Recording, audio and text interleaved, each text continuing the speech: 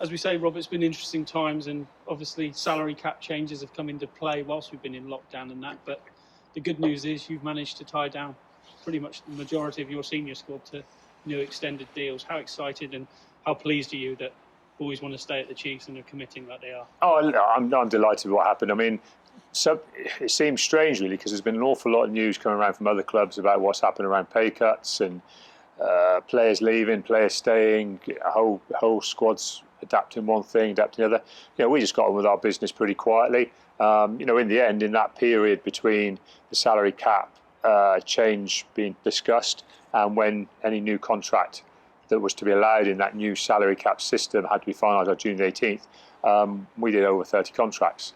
They're all different. There's no one of them the same. It was individual discussions with players and agents.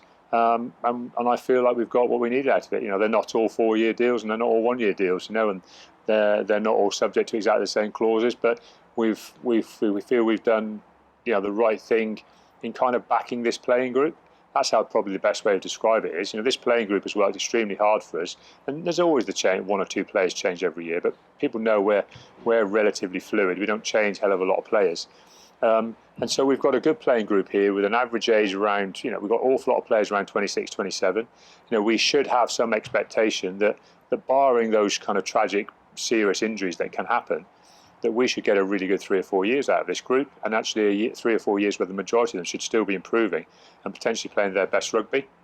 And I think that gave me a lot of confidence, and when I spoke to Tony, it gave him a lot of confidence to kind of allow me to talk to the majority of the players about would they like to think about extending.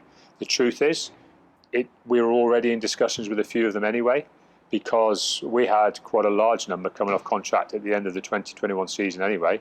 And this time of year now, in a normal year, you kind of start those early discussions and you start talking to your key players about extending.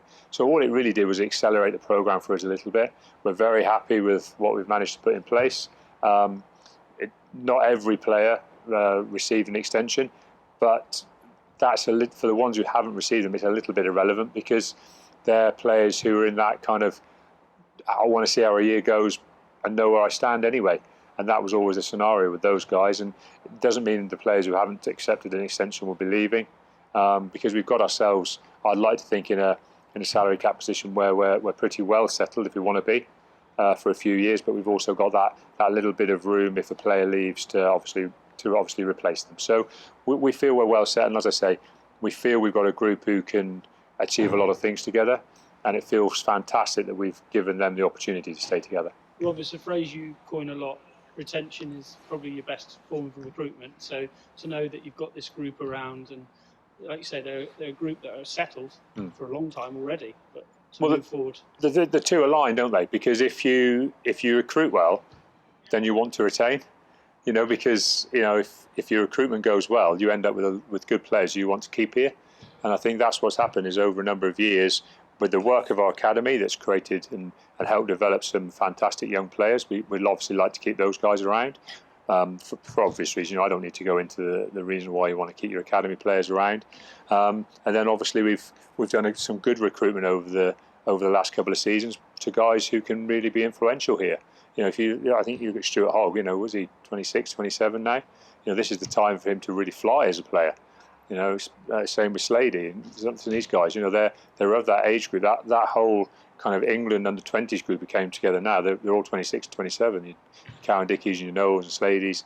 They're all that age. This is when we want them to come through and shine. And I think on top of that, as I said, we've got some really good recruitment of guys who've bought into things really, really well. And it'd be good to see those guys around for another few seasons as well. It feel if this group does choose to stay together now, I think there's a lot of things they can achieve together. You look at your recruitment that you have made for next season and beyond, the likes of Josh Hodge, Aaron Hinkley, Corey Baldwin, Jack Walsh coming in today. These are guys that are young and hungry for rugby, and they, like you say, they're at a nice age where they can really blossom over the next few years. Has that kind of been a forefront of your mind of building for the future again with some players in recruitment? A little bit, because obviously what you don't want to do is I've said one thing here, and I don't want to completely contradict myself. If you offer relatively long-term contracts to a load of 26, 27-year-olds. It feels great for 3 or 4 years, but it means that potentially they're all coming to that age where they're all finishing at the same time. So you've got to make sure that in there you're interspersing some ability for players to develop and start to mix and move themselves into that group. And I feel these young guys who were recruited, they've got that ability to perform in the next year or two. And actually in the way, it's interesting now, isn't it? Again, the COVID scenario is going to create some huge opportunities for some of the lads who've joined clubs now who kind of would have to be settling in at the start of the 2021 season. Well, actually, some of these lads are going to be getting game opportunities in the 19-20 season. And when you think if you've got 3 games in the space of a week sometimes, you're going to use your whole squad. We're actually going to see lads get opportunities and get games where they might have had to wait considerably longer in the past. And I think that's fantastic, exciting. But we expect our 20 and 21-year-olds to develop very quickly, and we expect them to be capable of playing Premiership rugby within months, not within years. And it's going to be really interesting to see how quickly they can accelerate into the programme and be ready to get on the field. You said there about what I call your golden group from those years ago: Slades, Knowles, Karen Dickey, Hill, Ewers. Then you had the next group of your Simmonses, Townsends, Hendrickson. Now you've got this next group, haven't you? Those lads you've recruited, but also the likes of Petch, Kenny, Street, people like that are coming through. That's the future now, isn't it? That's right, and you've got to just keep them coming through in waves whenever you can.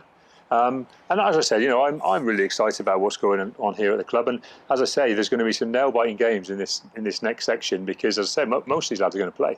These lads who are in here training, they are going to play in the Premiership, and it's going to be kind of hair-raising and exciting and exhilarating and frustrating, disappointing. The range of emotions we're going to feel over the next 11, 12, 13 weeks is going to be incredible. It's going to be it's going to be absolutely terrific competition to see the finishing off.